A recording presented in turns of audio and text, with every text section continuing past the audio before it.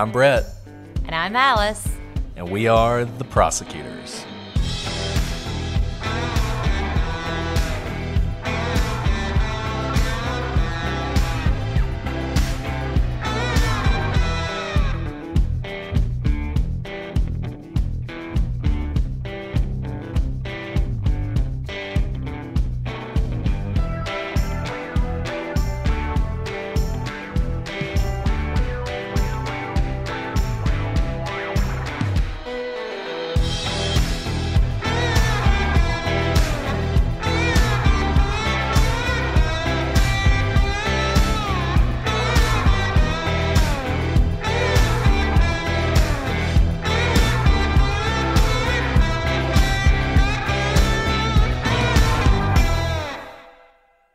Hello, everybody, and welcome to this live Patreon episode of The Prosecutors. I'm Brett, and I'm joined, as always, with my telegenic co-host, Alice.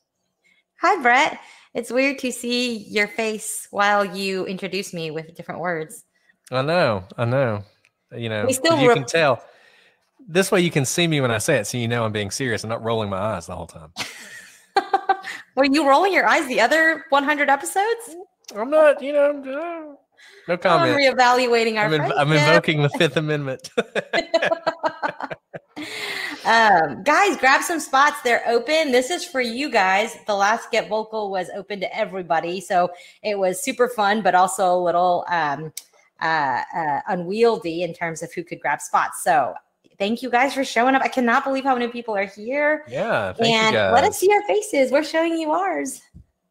Our last Get Vokl, the public Get Vokl, we were celebrating 1 million downloads, and now Sunday actually was our 1-year anniversary of releasing our first episode of the podcast. So in addition to everything else we're talking about tonight, we're also celebrating our 1-year anniversary.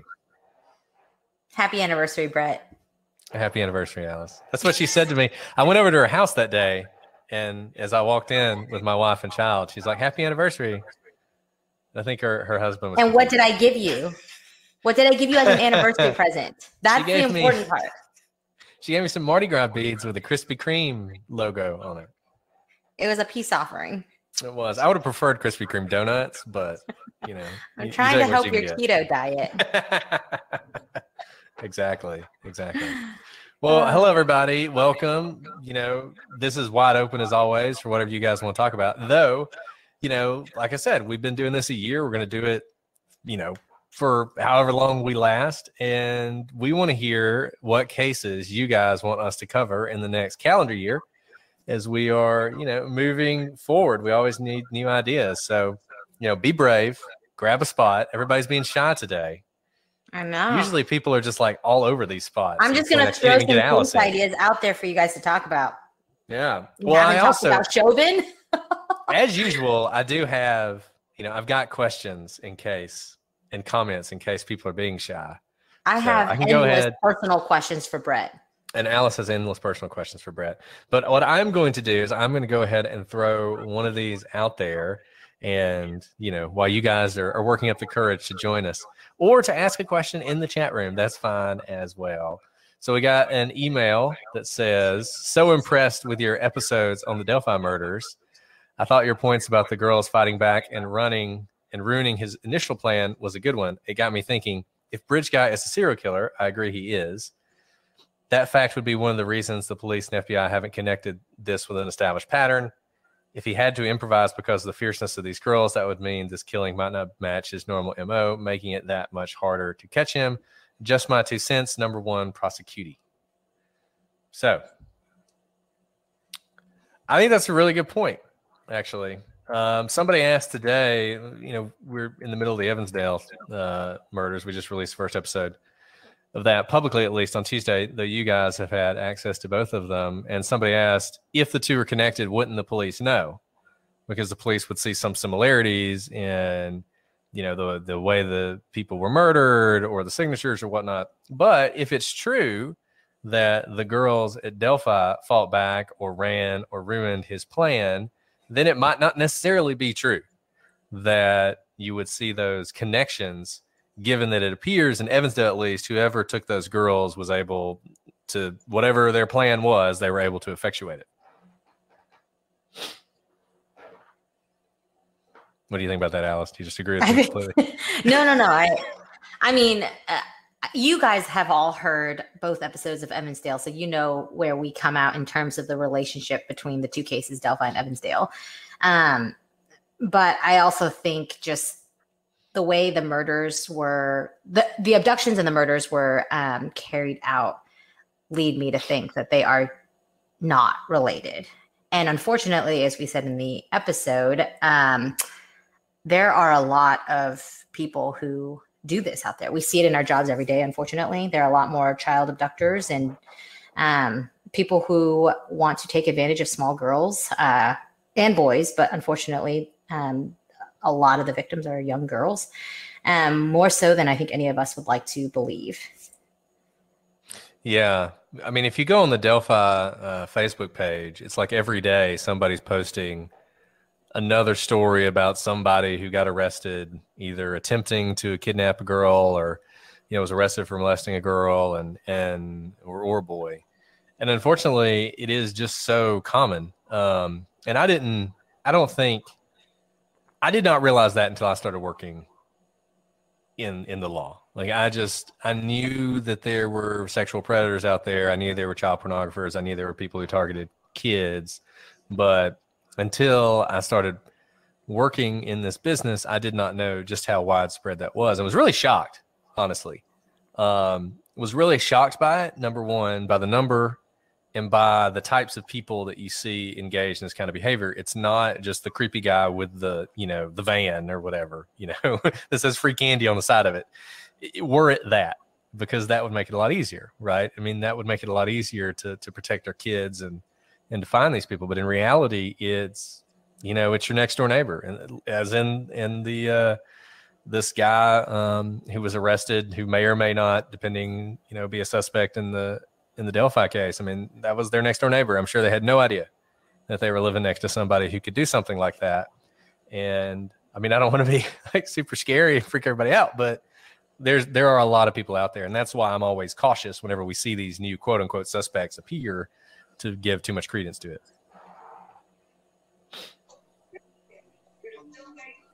Magic Royal, welcome. Oh no, I scared him. I'm so sorry. I did not mean to call you out. Scared him away, Alice. I scared him away. But there's been some really good questions. I just want to point out what Shannon's saying, because I had not seen that and find that to be really interesting. Science via genetic DNA solved cases are telling us that there are more one-time killers that kill strangers than we thought. That's interesting, because that does surprise me, actually. And if that's true, it makes it even harder to solve these cases. Right. And something that we've mentioned time and time again before is it's actually very difficult to murder someone, to actually go through all the steps. So I think for every one murder that someone does, even if that person is a one-time killer, they may have tried multiple times, backed out last minute, met with a little bit of resistance, right? This is kind of like the dog theory. Burglars bypass houses that have dogs barking, no matter how big the dog, because they just don't want any trouble. So even if they're walking behind a girl and that girl kind of just glances back, maybe that's enough to scare them off and be like, yeah, I'm not gonna go with this. And so even if it's that one-time killer, I don't think, based on the profiles we have seen in our defendants, that it's a one-time attempt. And it depends, the attempt can be like just it's in their mind and they've taken no outward steps towards it, but they've planned the whole thing. They've written out everything. They dream about it, what have you. And then when someone actually carries out a murder, the human body is actually meant to be resilient. I know, a bullet can end a life, of course, but generally, especially when it comes to hands, knives, the human body is actually very resilient. It's not easy to end someone's life. It's not easy to choke someone to death. It is not easy even to stab someone to death. And murders are messy. And going through the struggle of the murder, when it's not just in your mind, is a lot more. And so I don't know what are in these killers' minds, but to carry out multiple murders is actually quite difficult, because it's one thing to fantasize about them. It's a whole nother thing to go through the struggle with another human being who's fighting for their life. Sorry, that was really dark. This is almost as dark as Brett's tutorial on how to axe someone to death. Yeah, but I did it with a smile, right? I think that makes it less dark. Shannon, I am drinking Four Roses small batch bourbon tonight. Excellent. I'm drinking a toast to my lost Bitcoin profits. So Wow, yeah, didn't it drop 20% today? I wish. Oh, did it drop even more? That plan to quit the job and just do a podcast full time is really taking a hit. Yeah. I'm sorry. Whatever. What goes down must go up, right? I think that's what they say. Yeah, I'm pretty sure what goes up must come down. I think you have it flipped, sir. Tegan, how are those cheer workouts going? Yes. Going well? Yeah. They're going well? No, I'm so glad that we're like the break. Yes. Yes. They are going. Yeah, no, they're going fine. I have a question. I had to prepare this time. I feel like every time I just like. Oh, that's fine. I'm just glad you grabbed a spot. You're the first brave soul to do so. Thank you. So I don't know if you guys saw in the news recently, but it was like a young girl. I think she was like 13. She was like a cheerleader, and she was murdered. But I guess the offender was another minor, and we've seen a lot of stuff about him, even though he's only 14. Is it like normal for crimes that minors have committed against other minors to be so publicized? Are you talking about the Florida case? Mm-hmm. I don't know much about that case. It was all over the news. So your question is it common for minor on minor murders / crimes or violent crimes? Is that the question? Or yeah, for that to be so public and stuff.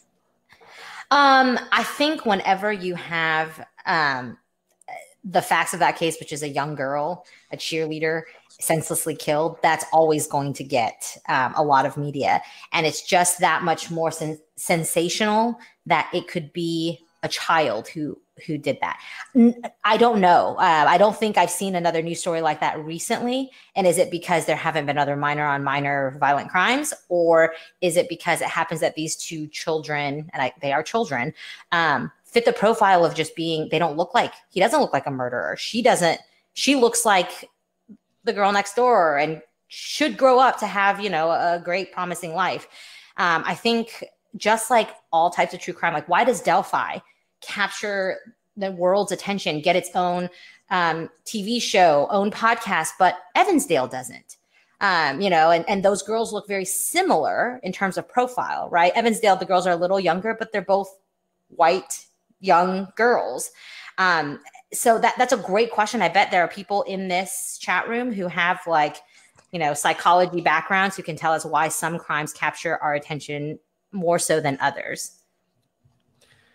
Yeah, I think it's a really interesting question. Some people in Delphi have said it's because of the video, maybe. I mean, we know about the video and the audio now, but that story went national way before we had that, the video and the audio.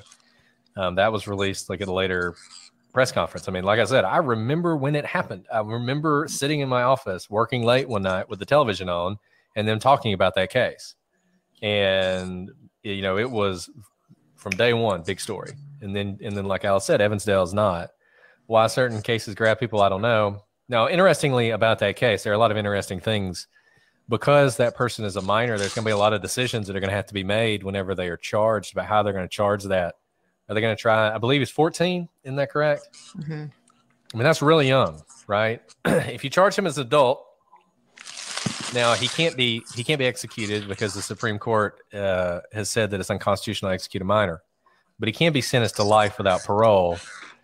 So you could imagine, I mean, this 14-year-old sentenced to life without parole and spends the rest of their life in jail, 70 years in jail or whatever.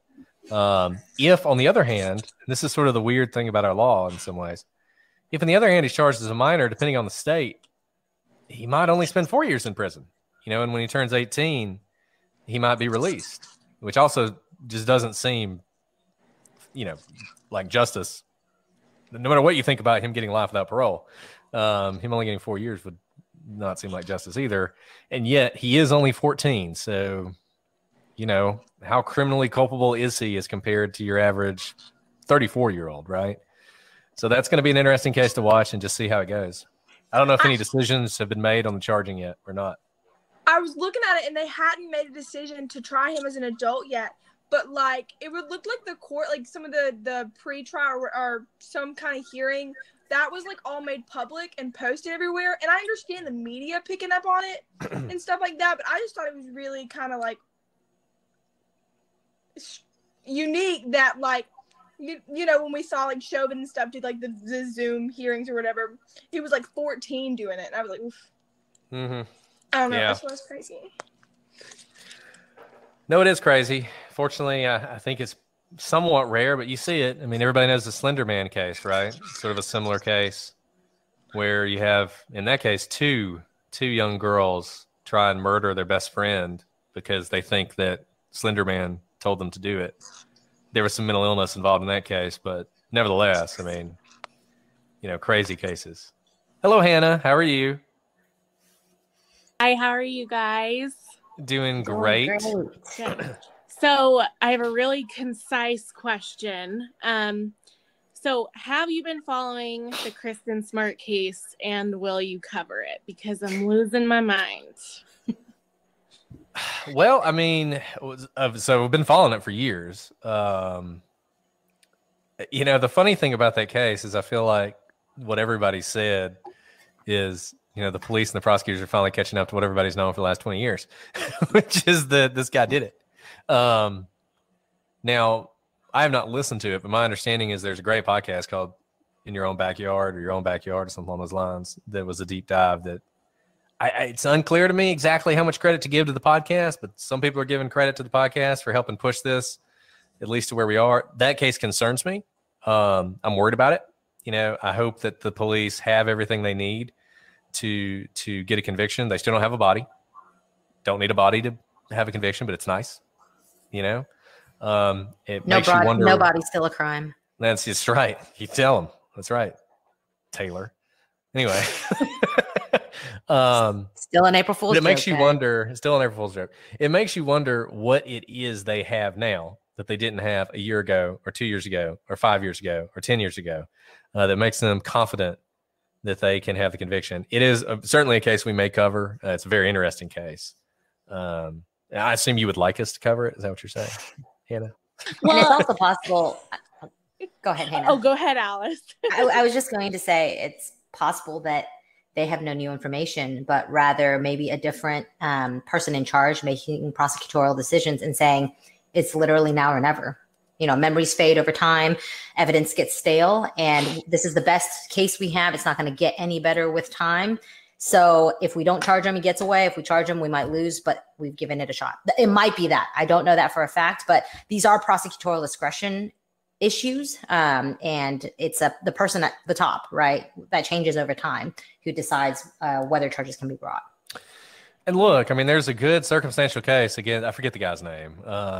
Who's going to be charged? Flores. I mean, as I recall, and I haven't dived into this case, but as I recall, Flores admits being with her that night, that either he walked her back to her room or she came back to his room. You know, and then, so he's the last person to see her, and then she disappears, right? I mean, presumably they got more than that, but you know, that's a good start. You know, it's a good start. And we'll just have to see. I'm really fascinated by that case. I'm looking forward to the trial to see exactly what they do have. Yeah, and that's kind of why I was asking, because I'm really curious about your thoughts with all the legal proceedings that are happening and just the case that the prosecution does supposedly have. And so I'd just be curious. And I do recommend the podcast. I really like the podcast. So if you have time, I would check it out. But one thing I was a little confused about, if the police had, and this is why I just wonder what the police actually have. So the rumor that we've all heard is that his father helped him to move the body, right? And we know, I mean, obviously that rumor is, at least the police believe it's true, because they arrested the father too. The father has been released, right? I thought the decision to release the father was a little strange, because if the father has already been accused of destroying evidence, essentially, then and obstructing justice, then releasing him to go out and obstruct justice more is a little strange. But I just don't think there was any way they could hold him any longer than they did. You know, you ask such good questions, like really good questions, you know? And the other problem is we just don't have the information, right? Like if we did the podcast today, we couldn't tell you anything you don't already know, because the police we just don't know what they have. We don't know the You know what I mean? prosecution story yet. We don't know their case. And that's why I'm really fascinated. I mean, that trial, whenever it happens, is going to be fascinating. So maybe we'll try and cover it live. Who knows? Depending when it comes. Yeah. Well, thank you both, and congrats on 1 year. Thank you, Hannah. Thanks for You're grabbing welcome, a box. Hannah. Thank you so much. Hello, Hi, Megan. How are you? Hi, guys. I'm good. Love the podcast.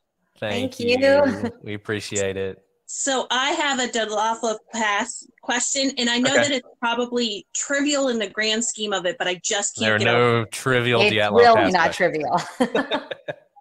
So I keep hearing about the tent being cut from inside, and I just don't understand how they determined that. You know, while it was vertical, it still was a flat surface. So you take a knife or whatever, and you stab at it, and you cut it. Probably puckered it a little bit. But I just don't understand how they've determined that it was inside or outside. The puckering could have moved with the wind. It probably frayed over all of those weeks of not being discovered. How do they know that it was cut from the inside? I just So don't that is get a great question, Megan. Shannon just answered it for you. But in there, I think there's legitimate controversy over whether or not this is true. It's a fact that makes this story so sexy. I hate to ever give it up, right? But apparently they had the tent in the and by the way, the tent was cut from the outside because when the rescuers found the tent, they cut the tent up too. So when you see pictures of the tent looks like completely destroyed. A lot of those cuts are actually from the rescuers themselves. But a seamstress who worked in the building where they had the tent looked at the tent and said, this tent is cut from the inside, and this is how you know. And she showed like this is The way the like fibers what it would are. look like. Exactly. Now, who knows if she knew what she was talking about? I mean, she was a seamstress, right? But who knows? And we can't test it because the tent was thrown away. And we've also said this time and time again. This case is so mysterious and it's so frustrating because we have the most unreliable narrator, right? The Soviet Union. And so we have that seamstress looked at it. What are the qualifications of that seamstress? This didn't go to trial the way we know it, where you have to qualify an expert. What makes them an expert to be able to testify? We don't know that. Literally all we have is that we are told a seamstress looked at it and said it was. Now, in current day, if I had a trial where I had to show how something was cut, I would probably try to qualify someone as being a fabric expert in knowing how the fibers are cut and how, because of the way the fibers are cut, they split a certain way and it doesn't matter wear and tear over time. It would wear it down in this manner, but it would not change the ultimate direction, something like that. But would a seamstress know that? I don't know. Seamstress works a lot with cloth, but they're not forensic analysts, right? So had a really good point, and that's not trivial at all because that is the mind-boggling part. If you're cutting yourself out of your life-saving device on the side of this mountain, why would you do that? And some of the Soviet investigators claim that they looked at it under a microscope to confirm that. But as Alice said, the unreliable narrator aspect is always going to be there because the Soviets did not want it to be the Mansi, and they did not want it to be the Soviets, obviously. So if it was cut from the outside, that's pretty strong evidence that it was somebody else, not the hikers who did it. So, you know, take it with a grain of salt, right? Yeah, you got to take everything with a grain of salt. And unfortunately, and I mean, it's one of the reasons the mystery endures, no matter how many New Yorker articles are written about it. It's because there are just things, there are facts about it. We can never know. We can debate that until the end of time, but we can never know the real answer. So that is not a trivial question. It's a great question. Thank you so much for asking it. Yeah, thank you, Megan. Yeah, thank you, Megan. Thanks, Matt, you're welcome. Matt, you look so like official. Like you guys look like y'all are about to launch a podcast yourself. Yeah. Please tell me you're launching your podcast on this Get Vokl. If you insist. We insist. Well, that quality and my quality is great too. We'll start one. Well, I'm So who I'm are a we studio talking guy, to? so I assume one of y'all is Matt. this is me. Yeah, this is Sue. Yeah. Hi, Sue. Hello, Hi, Matt and Sue. Nice to meet you guys. Love the show. Yeah, absolutely. Thank you. Thank you. Thank you, guys. I feel like we need to get hire you guys to do the sound because your sound is so good. Yeah, I love it. That's what I do for a day job. So anytime, just holler. Yeah. Awesome. So we made the Maura Murray Drive recently. Oh, okay. Yeah. Okay. Awesome. After following the case from afar for so long, and it was pretty interesting. We came away like feeling like we understood stuff a little bit differently, but still had. So you drove from Amherst from up? UMass. Yeah. Okay. Got a much better understanding, but still feel like we have no idea what happened. But it's well, first thing is, like, I always thought she probably was lost. I mean, we know how Maura was with cars or whatever. After being there, there's no way. You do not get lost and end up there. Like that, first off, that exit, well, it's a really pretty drive for the first. I mean, I could see like making that drive to clear my head and whatever. It's beautiful. But once you get off, there's no reason to get off that exit. First of all, there's no gas stations, there's no restaurants, there's no nothing. And then from there to where she crashed, it's like so many turns. I mean, it's not, you know, if you get lost, it's like I would think you would backtrack or whatever, but it's way like out of the way and like a very specific place to end up, first of all. Secondly, there's nothing like the way the Oxygen documentary is edited. It's a little, you know, I mean, you know how stuff is, but it's a little bit misleading. It's like, it makes it look like they get off that exit and then there's that downtown section and then is the crash site. It's not like that at all. It's like you get off the exit, there's nothing for, what would you say, 10 miles or something? Yeah. Then you get into that little downtown section. You go through another stretch of nothing for a while. And then where she crashed, there's like a bunch of houses. Yeah. Like we sort of think of it as like the big three houses, you know, Butch's house and the Murat's house and the Westman's house. It's not like that at all. There's those three. I mean, maybe they weren't all there back then, but a lot of them look pretty old. Like on the side streets, there are houses all around. Like I could not. Yeah. And first of all, everything is way closer than it looks on the stuff that you see. I mean, all the stuff that you read about, there's no way Butch could see the crash site. Not true. It's all like right there together. It's really compact. It just seemed, I kind of always thought of it, I guess, as the middle of nowhere. And it's really not. It's like, it's the middle of nowhere. Then it's like a cluster of civilization, which is where she crashed. And then it's the middle of nowhere for like 15 more miles. It's weird to think about.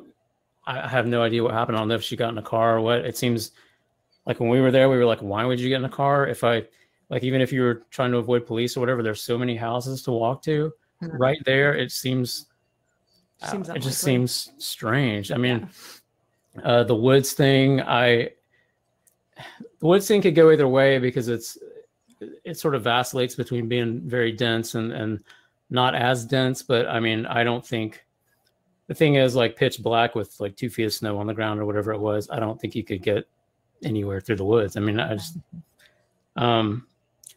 what else? So somebody said that the hairpin turn is not a hairpin turn. How would you describe the turn that you know, if you believe the story, supposedly caused her to crash? That's another interesting thing. It does sneak up on you, but there are many much worse turns on the drive before you get there. Or not even worse, just, you know, things that if you're not paying attention, I mean, even if you took your eyes off the road for just a second to look at something in your passenger seat, you could wind up in the other side of the road, you know. And there's a river that runs along the road. And at one point the road crosses over the river. So it's on the other side of the road. And if you weren't paying attention and you had missed a turn, or if you were drunk, you could very easily go over and into the river because there's not even a guardrail in some of those parts. Like I think she was drinking, but there's no way she was drunk. I mean, that drive, it's too challenging. And I mean, and we weren't she even wouldn't have made it that far. Yeah, we were. How fast were you able to drive on those? Yeah, we were probably 45. Yeah. When you get to the hairpin turn, right? Not fast, but it also wasn't icy or snowy. Right. We were there like a month after the time where she crashed. So yeah, so she was February. We were there. Clear. The roads were clear. But it was pretty interesting. I mean, it's funny because, you know, I guess you probably saw, you know, like the house they dug the basement up of a couple years ago, whatever, the big yellow house. It's right there. It's like it's the first house you come to, like right before you go around the curve, basically. Right next to the Westmans. Yeah. Okay. So I don't know. It was just different from kind of what I pictured, I guess. You know, thank you guys so much for sharing that. You know what's so interesting as you both are sharing your experience, and I feel like I'm seeing the road through your eyes, is this is exactly what Cheryl McCollum said. She said there was no substitute for actually going to the crime scene, right? She says there are things that can't be reported on. You need to use all your five senses to truly understand either the victim, perpetrator, or the circumstances that led to where they are right now. So that's amazing that you guys were able to make that drive. And there are just some things that you're able to pick up on, whether it's the hair on your neck going up when you cross over a bridge, or it's, you know, whether it's a real hairpin turn, or recognizing that there are some parts of the road that maybe you can go 45 on most of it, and maybe you have to slow down at some points because of the way the turn is. Even your description of where all those houses are and how close they are, I've never heard that. That's so interesting to think about, kind of vast rural nothing, and then a cluster of hope. If you've broken down, if you're truly just broken down, you're like, thank goodness I broke down right here. There's plenty of people around to help me, right? It's not one of those situations where you're in the middle of nowhere for 15 miles. So that's fascinating. That's exactly what it's like. And also, you know, the fact that there's nothing beyond that, you know, the idea of like hitchhiking to, because I'd always thought, well, first of all, Swiftwater Station, which is like, you know, the way station, the little gas station about a mile before the crash site that people, for some reason, think she probably stopped that. I mean, if she was absolutely out of gas, she might have stopped there. It is like, it is so small, you don't even notice it. They had literally one gas pump that wasn't working. You know, it's just, it's not, it doesn't even seem like a gas station. So, I don't know. And they were closed. I mean, I know they were open, I guess, the night that she crashed, but when we drove by, it was a weekday. They were closed. They were going to be closed like all week. And it's one of those old gas pumps, like pre-90s, you know, where that's interesting, because you think about know how to use them. This whole question about whether or not she stopped there and whether or not the person who worked there would have remembered her. Sounds like there probably weren't that many people going through the Swiftwater Station. I can't imagine, like a high traffic area, right? Yeah, and I'd always kind of thought that if she did get in a car, it was probably, you know, take me back to the restaurant I passed a mile away, you know, a mile ago or something. But there's nothing. There's nothing like that she passed right in that area, and there's certainly nothing far beyond. It's pretty interesting. And I mean, you know, another thing to me, obviously, there's no telling, but with like random foul play stuff like that, it usually seems like, you know, someone will dump a body or whatever. And so I've always kind of been like, well, you know, February in New Hampshire, frozen ground, like, how are you going to bury it? But when you make that drive, like once you're like half a mile or a mile past the crash site, it is, what would you say, a good 15 miles of nothing but woods. And it's not even like, it's hard to explain, but it's not even the kind of woods that seem like they're probably hunted or seem like they're probably hiked. Really not really good access. Yeah. The road, you know, there's really no shoulder on the road. It seems like you could drive half a mile, you know, dump something up in the woods a little ways and it would never be found. I mean, it's way more, I don't know, it's hard to describe. It's way more desolate kind of than I expected.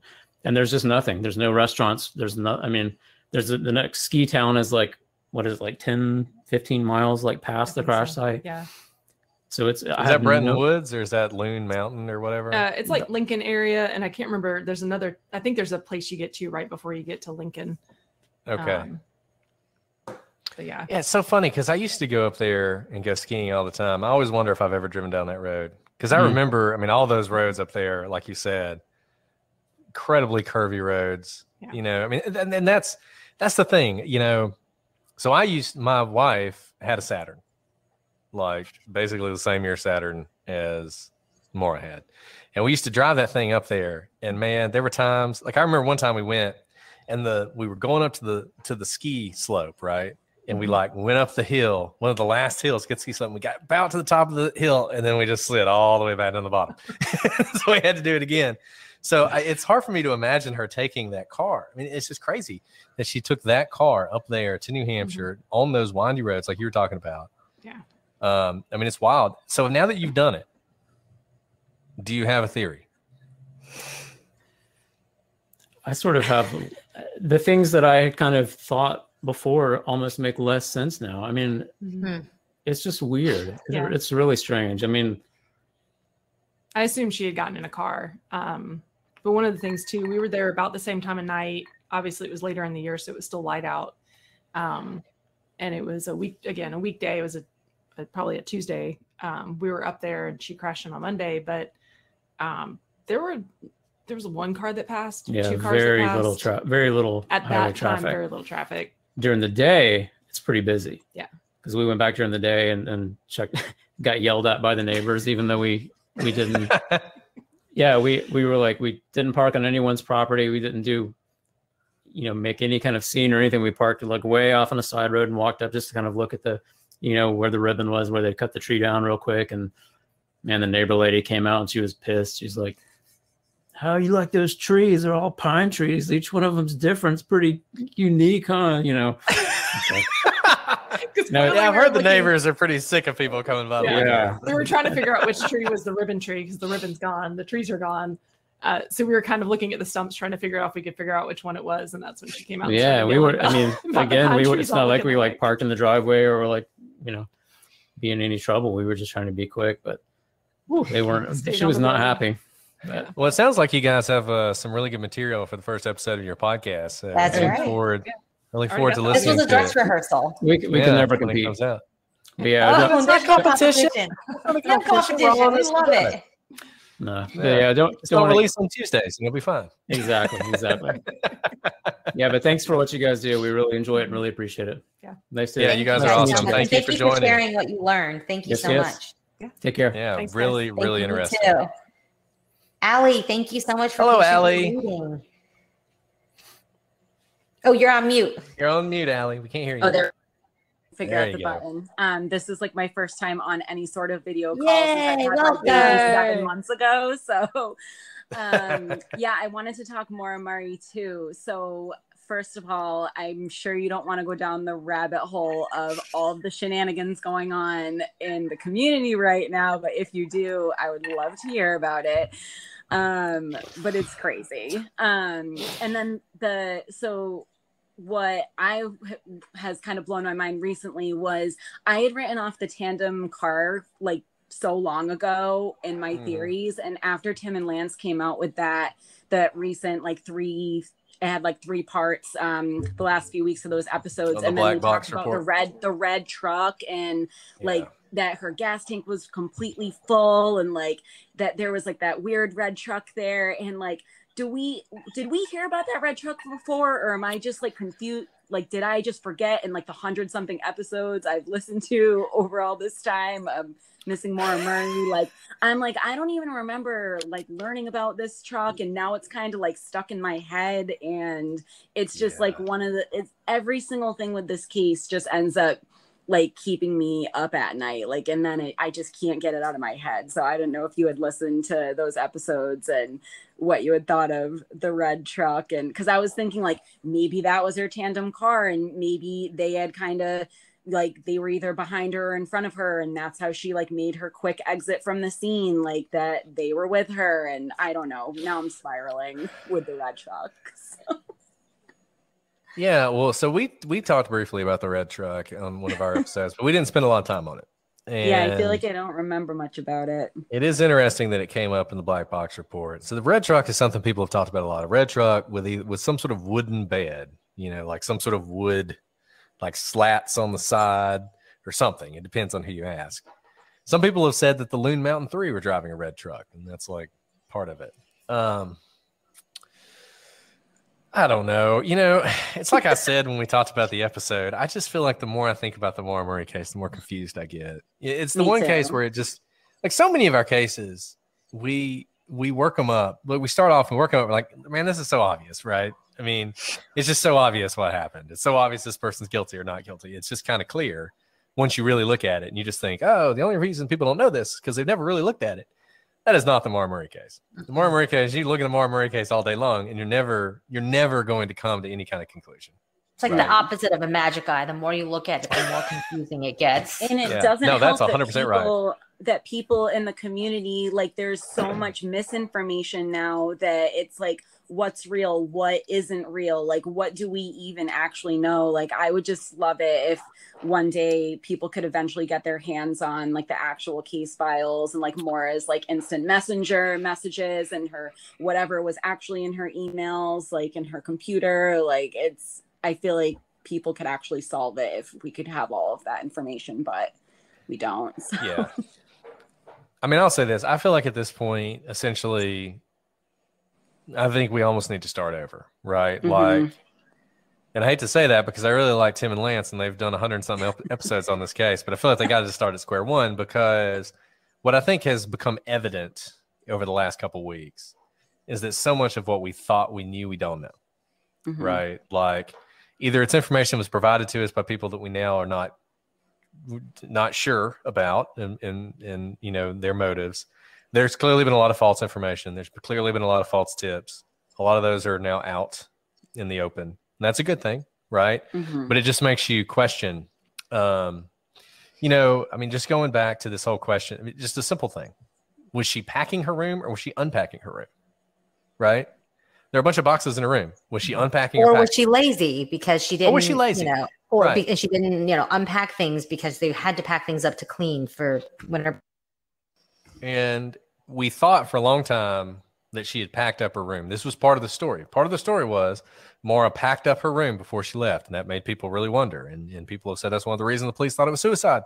It's because that's one of the things people do sometimes, you know, when they're contemplating suicide, is they try and get all their affairs in order to make it easy on their family, right? So was she doing that? Well, then, you know, Aaron comes along, and Aaron says, oh, no, I'm from UMass, and everybody knew that you packed up all your stuff before you left for winter break. So I probably actually went to UMass like almost. Oh, I went there like there you once go. a month. My husband went to UMass and ran track there 2 years after Maura was not there, and he said nobody even ever mentioned this case, which I thought was weird. We should get your husband on here too. No I one know, mentioned right? the case. That's So, interesting. and then I had gone up there almost every month to visit, and like I've been in the same dorm that she lived in, and like I had even asked my husband about timelines on like would they, and he was like, no, you pretty much left your room as is, and like you went home on break, and like we went back before a couple weeks before that even happened, so like that wouldn't make sense that the room would be all packed up. Like you sort of just took your clothes home in a hamper and that was it. Which is what almost every college student does, right? Right. Can you Right. imagine if you tried to make a bunch of college students pack up their room when they're trying to finish finals and get home? But yeah, once and again, in her dorm, you know, and I remember like being in her dorm, like I've probably passed by that same desk where she was a security guard. Like I know exactly, and those guards do work like really late on the Thursday nights because Thursdays are super rowdy at UMass. They call it the zoo. It's crazy. So it's just like funny. Like I'm very familiar with all these places that she was, and you know, and just talking to like people that actually went there and. Yeah, so many of the things like the packed room, that's just really bizarre. I don't think it was packed. So I have a good relationship with Aaron. You don't think it was Aaron, packed from the winter holidays? Yeah. I have a good relationship with Aaron, but there are so many things that we think we know because Aaron said it, right? One of them is the packed room. Yeah. One of them is that there's no way Maura could have gotten away from her desk job that she was working that night. When Patricia Vassy was hit. It's impossible. She had the same job. No way she could have gotten away. Right. And I mean, it's just stuff like that. I mean, I don't know what to believe anymore. Right. I don't know who to believe.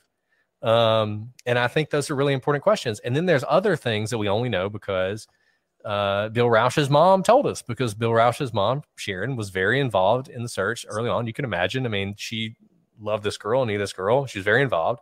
But the more we learn about all that, how much can we trust that, right? So I just feel like there's so many questions that we can't necessarily know the answer to. And I feel like somebody, not us, needs to like, or maybe Tim and Lance are the people to do it. I mean, they did, because it needs to be somebody who is just willing to dedicate themselves to this case and just really start at the beginning and work their way through it and try and give us some kind of concrete ideas about this case, because I just feel like we don't know anything. And that's crazy because this case is 17 years old. I find it really weird. Like, has none of her other friends have come forward? Like, I feel like we had Erin Larkin, who sort of knew her from like Kate, you know, Kate Markopoulos being like the big sister or whatever the case is. But it's like, nobody else has come forward and been like, I was actually friends with Maura and like this is what was going on. And we mentioned that, you know, yeah, we mentioned that it's so weird that no one comes forward as her friends, and also from like childhood. You know, she was at West Point for 2 years and childhood. And I know some people wrote us afterwards and said, you know, no, her friends really cared, but not in the public eye, and certainly not in ways that you see a lot of these missing person cases to have, right? Faces coming out, fundraisers, walks, whatever, what have you. Rather, it's all these people who tangentially are related, right? You have just as much of a connection, Allie, as a lot of the people who call themselves experts in this case. Exactly. It's like, well, where are the people that actually knew her, and like the party from the weekend before? Like, where are these people? Like, it's just, it makes me crazy. if I remember, like when I was in college, some guy went for a run in our dorm and lost a necklace. And a whole bunch of us got together and like walked his route that he'd went on this long run for to look for this necklace, right? If somebody from my dorm had gone missing, whether I knew them or not, I would have at least spent like a weekend up there looking for her. You know, that's the crazy thing. And like you said, like nobody at UMass ever talked about it. Yeah, my husband was like, she I never even heard of this. So I was like, you were there, like you were running track there, like right after this happened, like you never heard about this. He was like, no. There was no Maura Murray Memorial Run, or there was just nothing. It's like she just vanished off the face of the earth and nobody cared. And it's just the weirdest thing. It's mind blowing. I mean, it's people who have never met Maura care more about her than the people who were on the track team with her. And that's a fact. I mean, you know, and I just don't get it. Crazy. And it just makes you wonder. And this is why this case is so great. I love this case because it just makes you wonder if maybe some of the conspiracy theories are right? Maybe Kate didn't care, not because she didn't care, because she knew that Maura had done what Maura wanted to do and supported her. And Maura was off living in Canada now, working as a bartender, right? I mean, who knows? It's crazy. I mean, it's a crazy case. And it's why it's a case that just grabs people in a way that no other I've been case obsessed really with does. it for years. Like I remember reading about it in the 17 magazine when I was subscribing to that, because I was like, oh, like I have a lot of friends who go here, and like what's up with this girl? And like then I've heard about it through the years, and now obviously with podcasts and everything, it's been crazy. But I started subscribing to you guys when you covered it, and like I listened to your coverage of it like 4 times. Like I listened to everything about Maura Murray like multiple times because I think I'm gonna discover some magic information that like you should get your husband to reach out to Tim and Lance and do a Get Vocal with them, and then and they can talk he to would him. hate that. He hates all my true crime stuff. He's like if he even knew I was doing this right now. That's what makes him the ideal person. Yeah, he's because he has no perfect. agenda.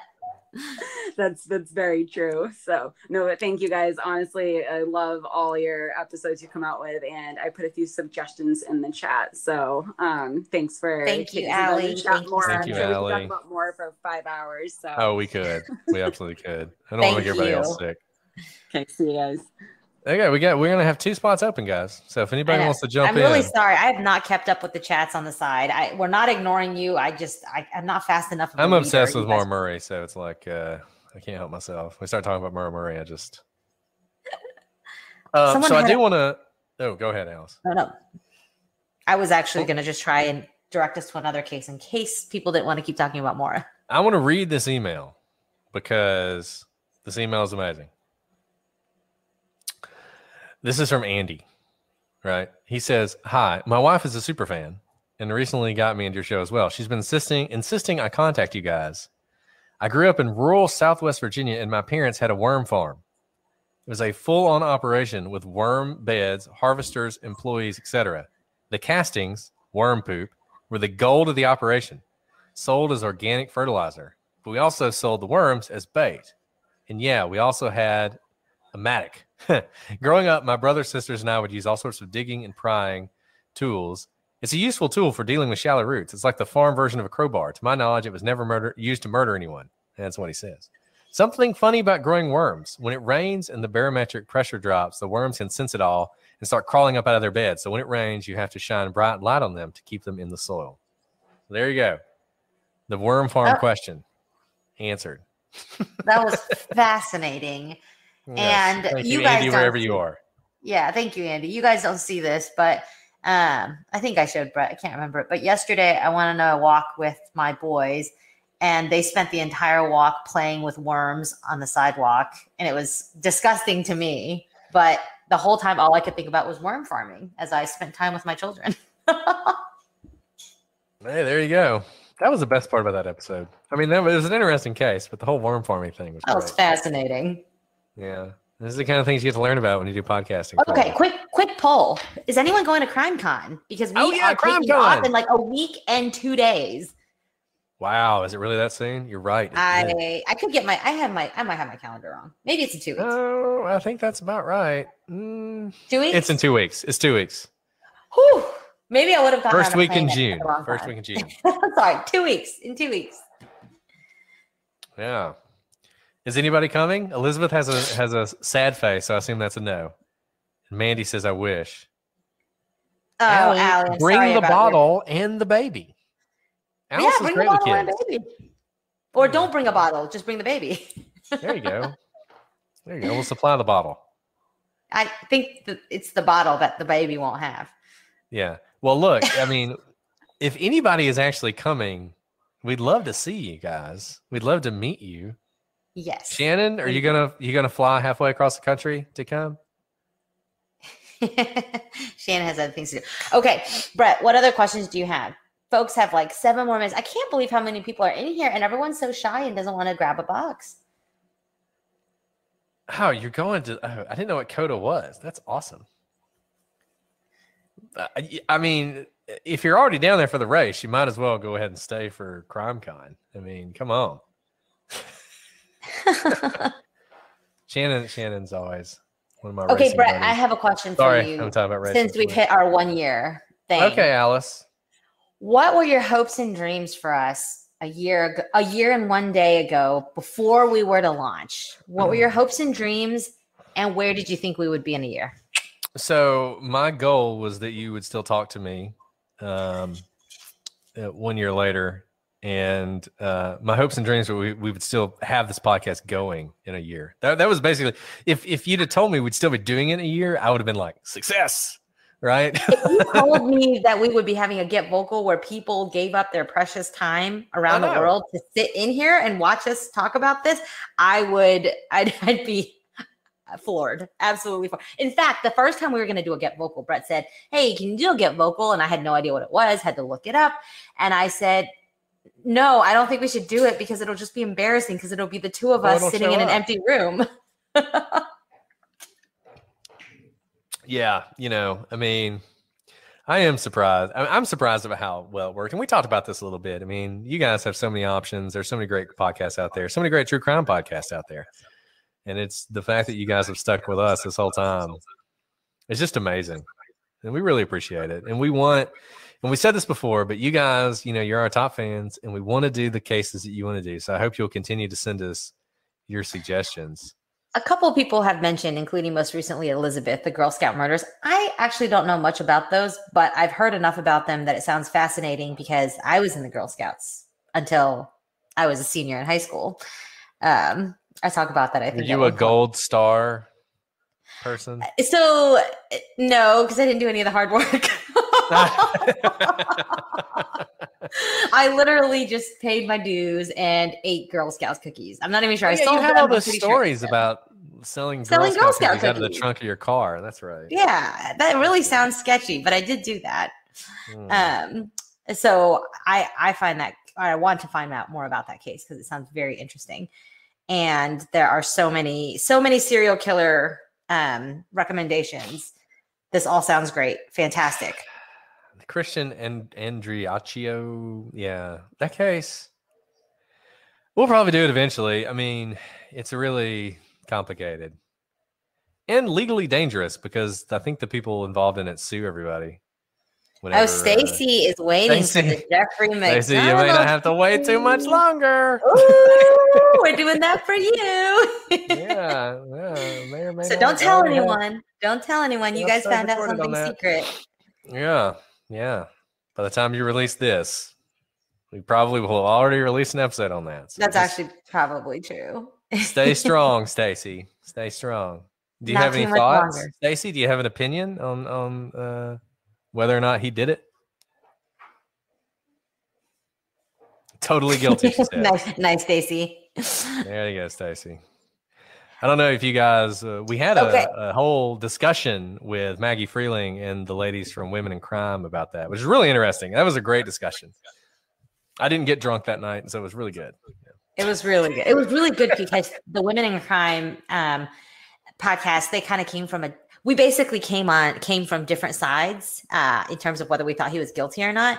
But it was a very civil conversation. We had a lot of fun, but it's always fun when you have someone who disagrees with you on the outcome, because then you have something to discuss, you know? They were great too. Yeah.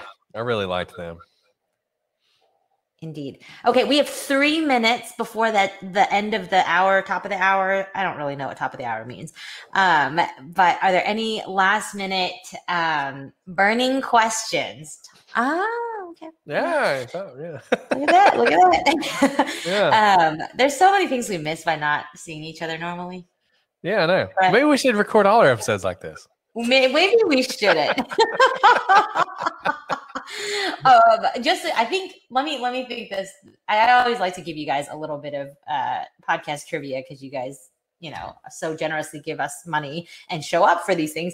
I think one of the only episodes we did together was the Mary Celeste episode, which was the sea shanty one, which ended up just being like one of the funniest for us episodes. I don't think we can record in the same room anymore because we had way too much fun and laughed way too much, and it took much longer than it should have. That was definitely our hardest editing case that I had because that was like 2 hours of recording for like 50 minutes of actual show.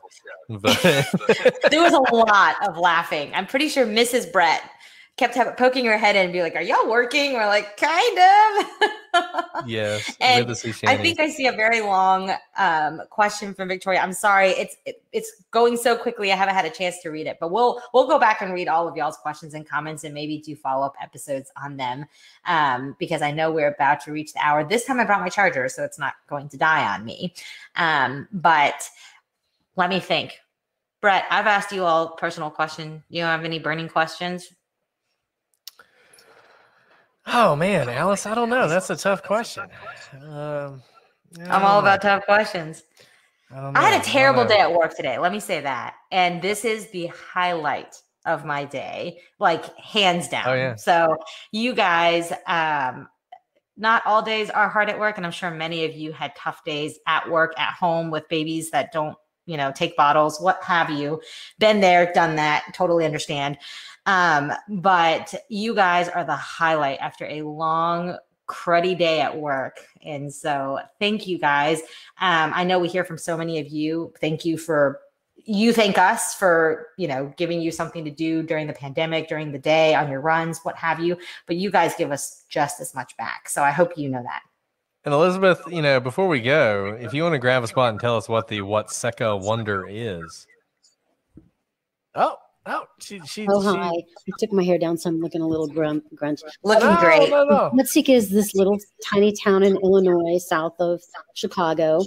And back in the 1800s, I think, there was a young girl who, her name was Mary.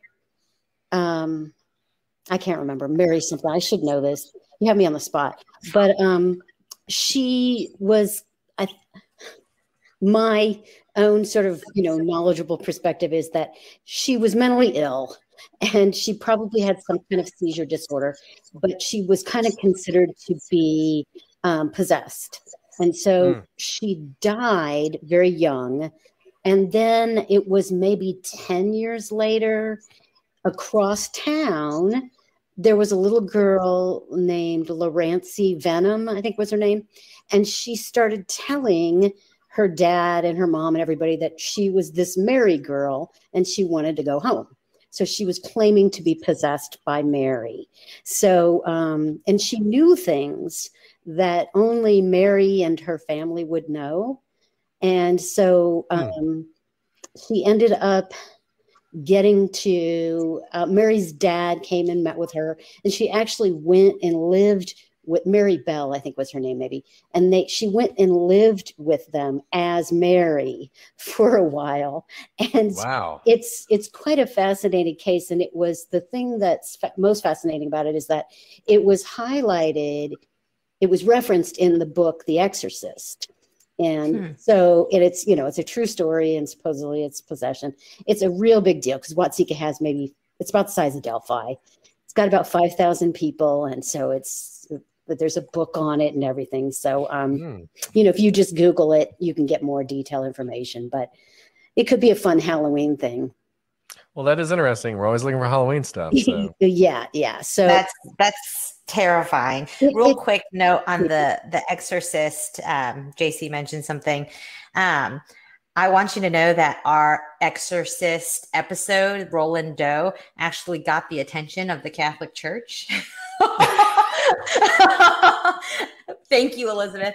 I always get nervous when you get the attention of an institution like the Catholic Church, but they had good things to say about it. And it was actually really fascinating to hear their perspective on some things. So, so Elizabeth,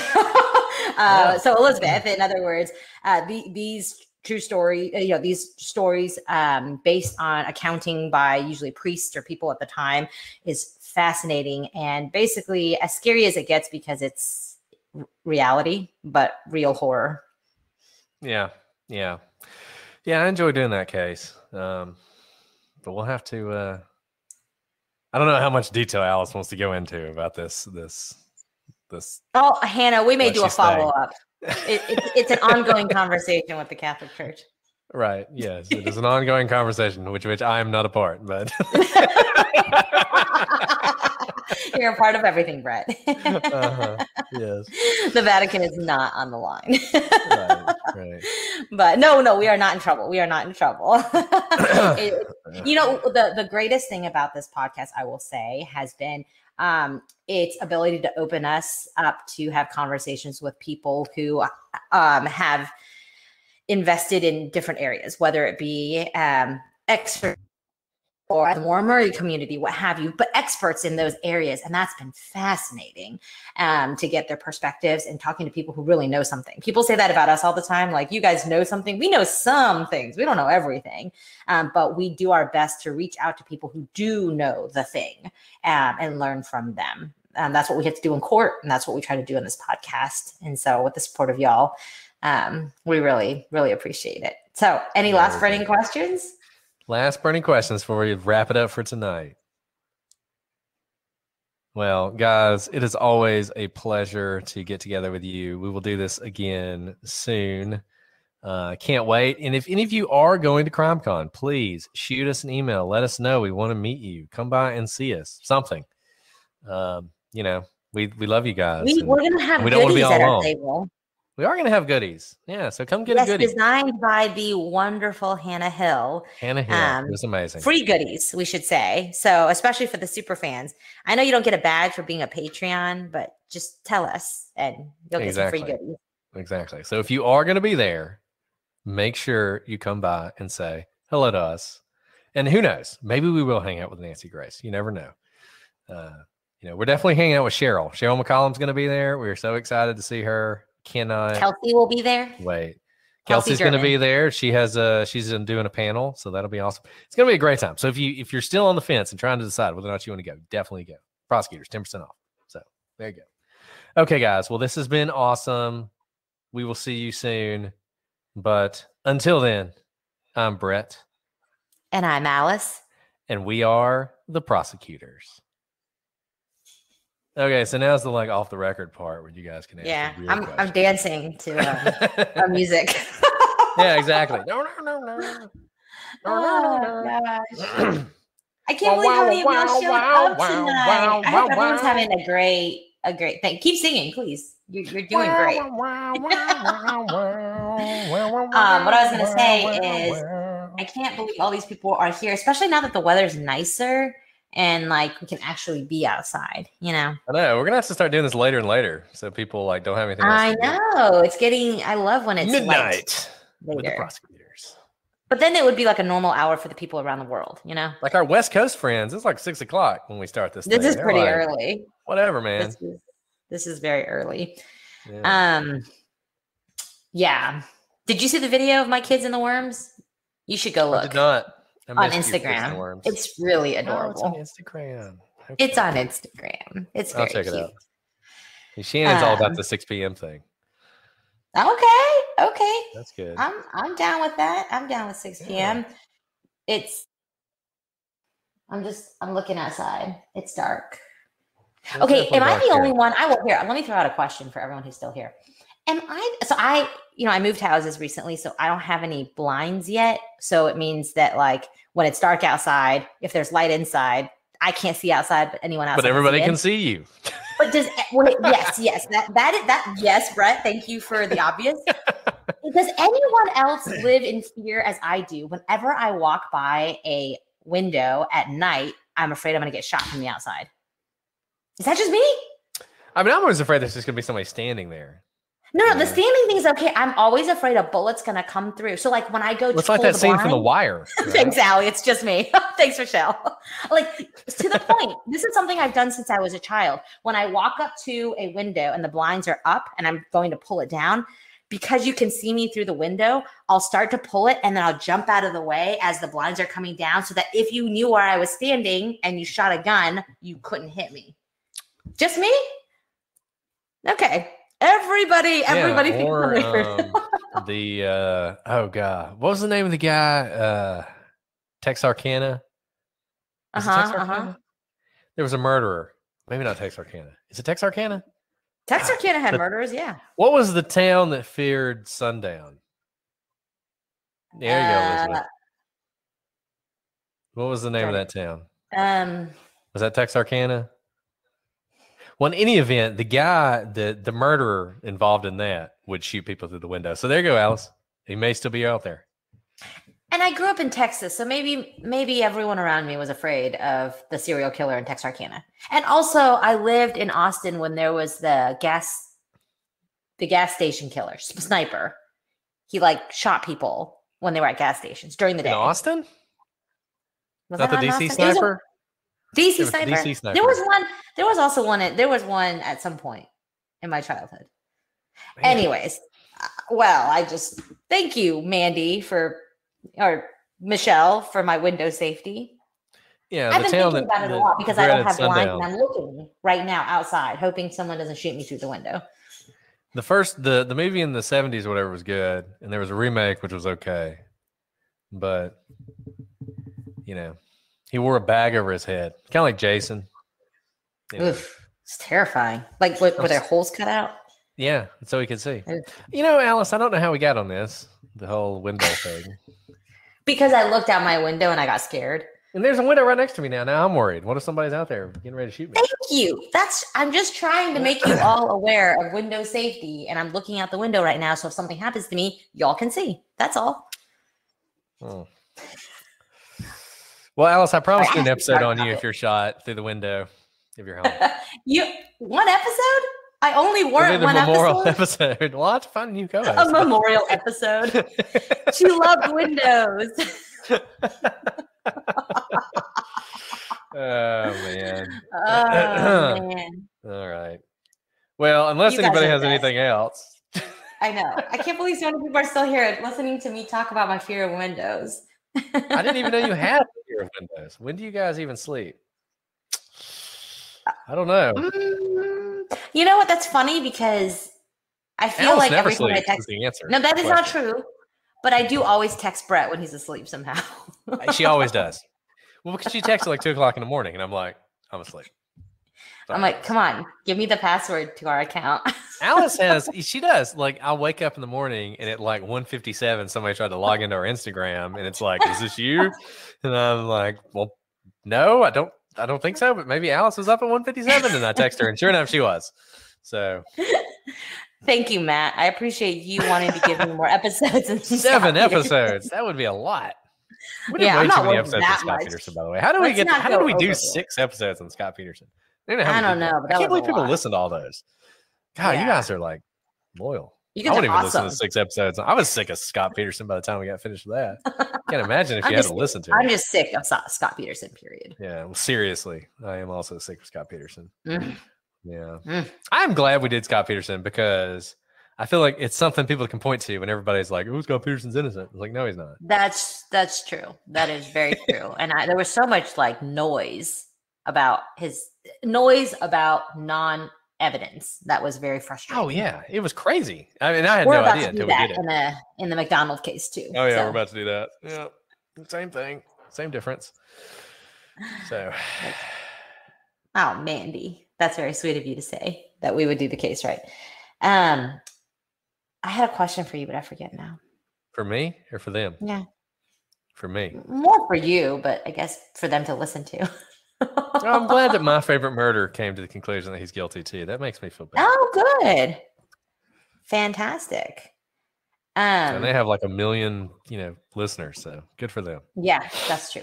So I'm one of my things is I'm late to the game on everything, like by a decade or more. So I told Brett this today, but I just started the show Broadchurch. So good. Oh my goodness. I know literally I'm a decade late. But it's so good. So nobody tell me what happened because I'm still very early in season 1, but I'm making a plug for it because I found it a decade later. What was the name of the American version of Broadchurch? Was it also Broadchurch? I didn't know there was an American version until you told me. There was. I assume Broadchurch US style. Is that not the name of it? No, I think it had another I'm gonna name. Look it up. Way over. Okay. The US version is garbage. That's good to know because I'm watching the British version, obviously. Grace Point. Oh, I didn't know Grace Point. That's right. I've never watched Grace Point, but I've heard of it. That's right. Oh, someone just told me about Mayor of Easttown. It is actually, I assume it has to do with horses because of the name, but it's actually shot in my friend who owns a horse farm's town. So she was telling me about it. You guys, what is Lost? I'm just kidding. I mean, at least Broadchurch has an ending, unlike Lost. Still waiting for Lost to end. That's fair. I never finished Lost. Actually, I'm one of those terrible people who skipped many seasons and just watched the last episode. It's highly dissatisfying. Yeah. No horses in the series. Too bad.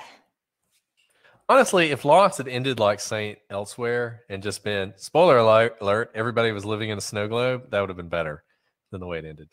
But yes, thank you, Shannon. God. That was what it should have been. It should have just been that. That was obvious. There you go. There you go. For that.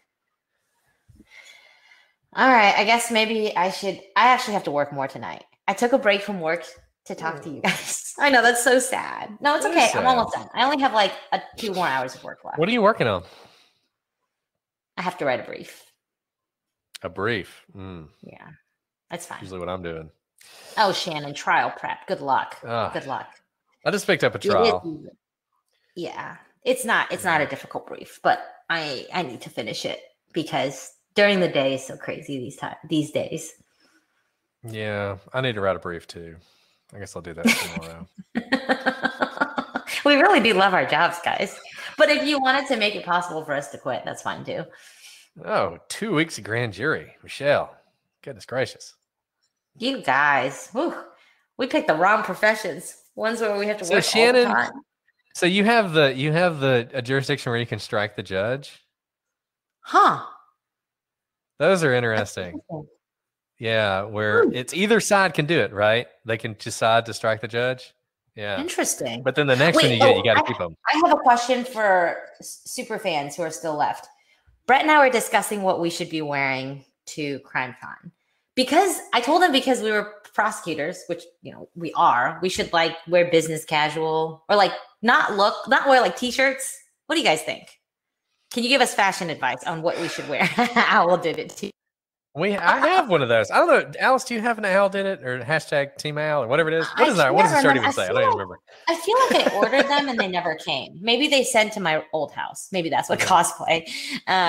So if you have, Michelle, what should we wear? Michelle. I can't. I'm in my pajamas, so fashion advice for me is going to be pretty funny. But I just can't type anymore. Oh, Michelle, thank you. CrimeCon. I've been to 2 of them.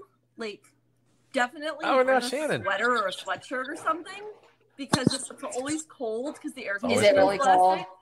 And Is it like I wore really jeans. dressed down, or like Yeah, what do people I wore wear? jeans and like a nice shirt, and I wore a dress once just because I was comfortable. Like, be comfortable. Okay, would it be weird if I wore a dress? No, I'm bringing like a dress and like a pair of jeans and like a Okay. like a t-shirt and a cardigan, just because. So Okay. you are coming, Michelle? You're coming? Yes. Yeah. Oh, awesome. I'm gonna be there. Hey, Michelle, you come to our table. We have so many Yeah. goodies for you. And you guys have to come to our table because me and my fellow board member from PIs for the Missing, that Oh, was okay. we have Awesome. a table. So come visit me. We and will Jillian, be and we'll there. meet. Absolutely We will. Be there. Maybe 100%. maybe if they do it alphabetically, we'll be like next to each other. Ah, there you go. I That would like make it. sense, Or the right? shit out of Jillian talking about law stuff all day. Mm. No. Perfect. Mm. Perfect. I love it. We're so love glad it. you're going to be Casual and there. comfortable. That's CrimeCon, especially To be like, comfortable. Got it. Yeah, I was exhausted. We did the table last year for PIs for the Missing. I was exhausted. Really? And I wore sneakers all day, which was like the best idea Okay. that I had. Okay. Probably in a Do you not? Are there no chairs, or are you just up talking to there's people? chairs, but then like you're walking around, you're like talking to people.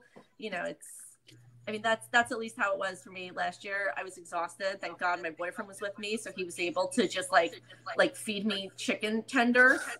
Like That sounds delicious. Fetch me the tenders.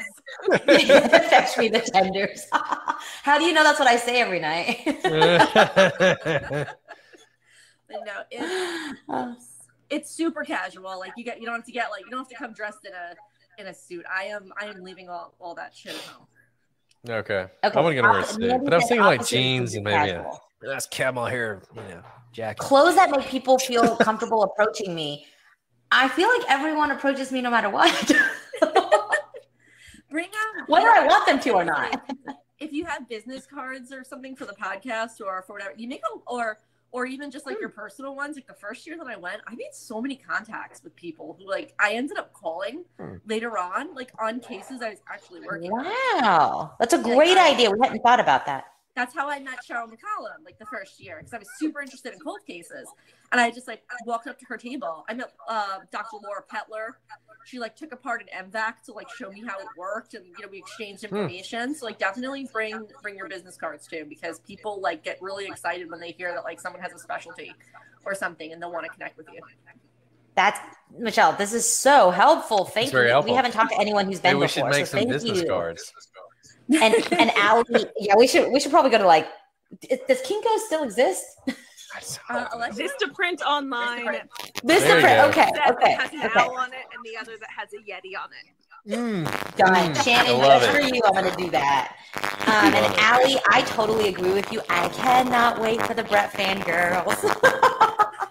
So Alice, we're at that time of the night on the Alice is alien. Yeah, we're at the time of the night on the Oh. Get Vocal where you turn into an alien. It's so weird. This happens like about this time every Get Vocal. I like that that's the gimmick for your Get Vocal. If you stay on long enough. Alice turns into an alien. Yeah, the alien comes out. There you go. It was aliens all along. I'm going to go to bed before I turn into, I don't even know what, like a hot mess and a half.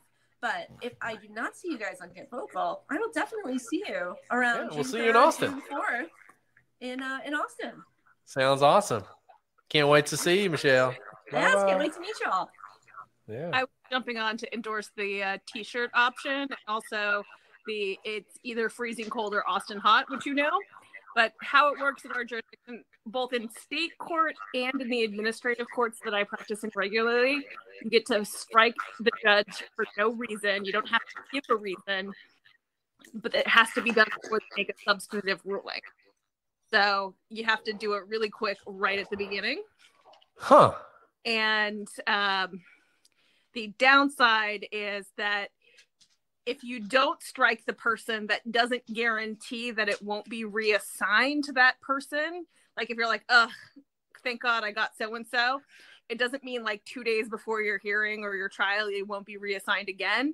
And you can't do it at that point. It's Oh, wow. Or if you do, So you piss off the head judge who, by the way, I give her props for this every time. Every time I've stricken 2 judges, and every time I strike one, she gives me the other. And every time, good on you. That's awesome. It. I know exactly what you're doing here. You're doing your job. I'm doing mine. Go for it. That is a really interesting thing. Huh. Yeah. I mean, when I was a general counsel, I was very judicious about using it because it imports to everybody, and it's like really frowned upon in the superior courts. It's less frowned upon in the administrative courts that I work in for special ed cases, but in the superior courts, you have to be judicious about it. And one of my outside counsels struck somebody once without telling me about it, and he ceased to be an outside counsel. Because then you're like, I was the general counsel of a school district, and then of course my superintendent would go to Rotary and be like, "Why'd you strike Judge so-and-so? They're all What are you talking about? You know that I don't actually go to court for every single case we have." Wow, that's fascinating. I've heard of jurisdictions that do that, but that's crazy. And our federal court right now in the Western District of Washington has exactly 2 judges on full-time status, and the other 10 are senior status. So it's like this roulette wheel of like, well, and one clearly waiting. The appointments the announcements were just made of the nominees, and one, we know that the minute somebody's confirmed, one of the 2 sitting judges is going senior status. And so it's like this roulette, like, okay, which one of the 80-year-olds is going to have to hear this? Go. So that's hilarious. That is the story of how one strikes state court judges in Washington and administrative law judges before the Office of Administrative Hearings. Well, that's really interesting. Thank you for sharing that. You know, we're all about educating people here. So I'm going to go put my exhibit binders together so I don't look like a moron. But yeah, sounds good. I don't think I could sell to a federal judge who is working on senior status, Your Honor, can we reschedule this trial so I can stay in Texas after my prime? Yeah, I hear you. That's unfortunate. Judges, they're just so unreasonable these days. You know, that's the problem. Totally unreasonable. Bye, Shannon. Okay, guys, Alice has turned into an alien, so we're going to go ahead and say goodbye. But thank you all for stopping by. We will do this again soon. But we'll see you then. Let us know if you're coming to CrimeCon. Bye.